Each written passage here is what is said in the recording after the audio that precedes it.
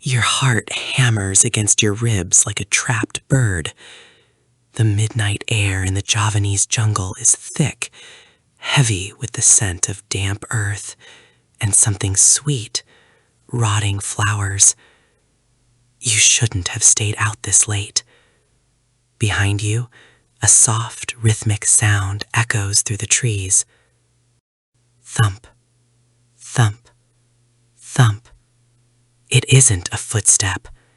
It's the sound of a body hitting the ground. You turn, and there it stands, a tall, rigid pillar of white cloth, tied at the head, neck, and feet. A pocong. Its face is a void of darkness, eyes glowing with a faint, malevolent light. You are staring at the dead, and the dead is staring back. To understand the horror of the Pocong, one must understand the sanctity of the shroud. In traditional burial rites, the body is wrapped in a white cloth known as the kafan. 3 ties secure the fabric, one above the head, one around the neck, and one at the feet. These ties represent the soul's connection to the physical world. It is believed that for 40 days after death, the soul remains near the grave. On the 40th day, the ties must be released to allow the spirit to depart. But what happens when a tie is forgotten? What happens when the soul is physically tethered to its decomposing shell, trapped in a cage of cotton and earth? A forgotten tie is a gateway to a nightmare. The soul, unable to ascend, becomes a prisoner. Desperate and enraged, the spirit reanimates its shrouded form. It rises from the grave, not by walking, but by hopping, for its legs are bound tight by the ritual knots. The Pocong is not merely a ghost, it is a physical manifestation of a spiritual error. It returns to the world of the living, not for vengeance, but for liberation. It seeks the hands of the living to untie the knots that bind it. But do not be fooled by its plea for help. The presence of such a tormented soul is enough to drive a person to the brink of insanity. The legends say that the Pocong's appearance is a sign of deep unrest. Its face is often described as pale, greenish, or even completely skeletal, depending on how long it has been buried. The fabric of the shroud is never clean. It is stained with the mud of the cemetery and the fluids of decay. It moves with a terrifying agility despite its constraints. Some say it can teleport, vanishing in a blink of an eye, only to reappear directly behind you. When the wind turns cold and the dogs begin to howl with a peculiar high-pitched whine, the villagers whisper the same name, locking their doors against the bound traveler of the night. There is a specific sound associated with its arrival, not just the thumping of its hops, but a chilling, wet rustle of fabric. Those who have survived an encounter speak of the smell, an overwhelming stench of sulfur and old meat that cloys at the back of the throat. It does not speak in a human voice. Instead, it emits a low, guttural growl or a series of rapid clicking noises that sound like teeth snapping together.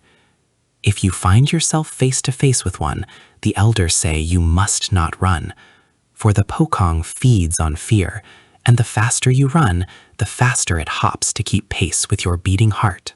One of the most famous stories tells of a young man who scoffed at the legends. He stayed out late near a fresh gravesite, mocking the spirits. As he turned to leave, he felt a cold weight on his shoulder. When he looked, he saw the knotted head of a shroud resting there. He ran, but no matter how many fences he jumped or how many corners he turned, the thumping followed him. He reached his home and burst through the door, but as he turned to lock it, he saw the Pocong standing in his living room, waiting. It didn't want his life. It simply wanted him to reach out and touch the soiled knots at its head. He spent the rest of his days in a silent trance. Why does the Pocong haunt its own family? Often it returns to the home it knew in life. It might be seen standing in the corner of a bedroom or peering through a window. It is seeking the very people who loved it, hoping they will recognize the error of the burial. But the trauma of seeing a loved one in such a state is often too much for the human mind to bear. The tragedy of the Pocong is its loneliness. It is a social creature in life, now transformed into an object of pure terror in death. It is a reminder that even in the end, we are tied to our rituals, and the smallest mistake can lead to eternal wandering. There is a ritual to banish a Pocong, but it requires courage that few possess. You must stand your ground and wait for it to approach.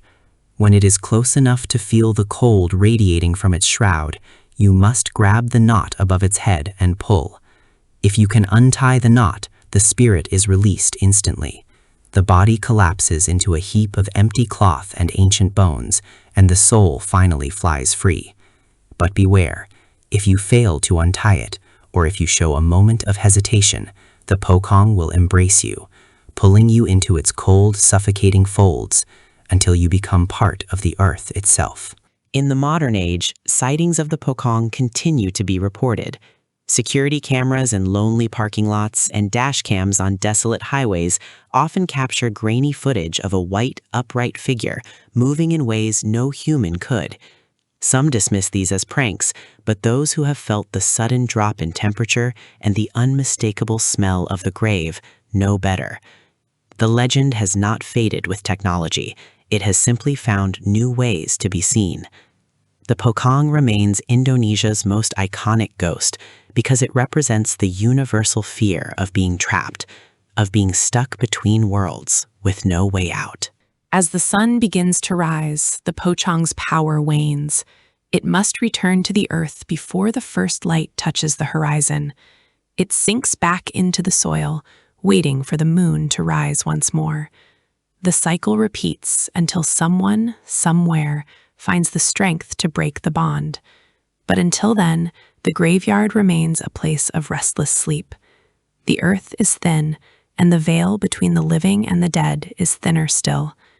The next time you walk past a cemetery and hear a dull thump behind you, do not look back. Some knots are better left untouched, and some souls are better left in the dark. The legend of Pocong is more than just a ghost story. It is a cultural anchor that reminds us to respect the dead and the traditions that guide them home. It serves as a grim warning of what happens when we fail our ancestors and our duties.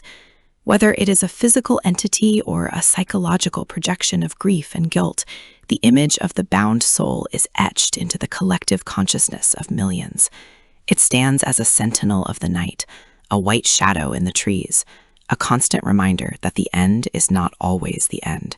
Sometimes it is just the beginning of a long, lonely walk. Thank you for joining us on this journey into the dark heart of Indonesian folklore. The world is full of mysteries that defy explanation, and the Pocong is just one of many spirits that wander the shadows. If you enjoyed this dive into the supernatural, make sure to show your support. Your engagement helps us bring more of these haunting tales to light. Don't forget to like and subscribe for more updates. Tell us in the comments, have you ever seen something in the night that you couldn't explain? Until next time, keep your eyes open and your knots tight. Sleep well, if you can.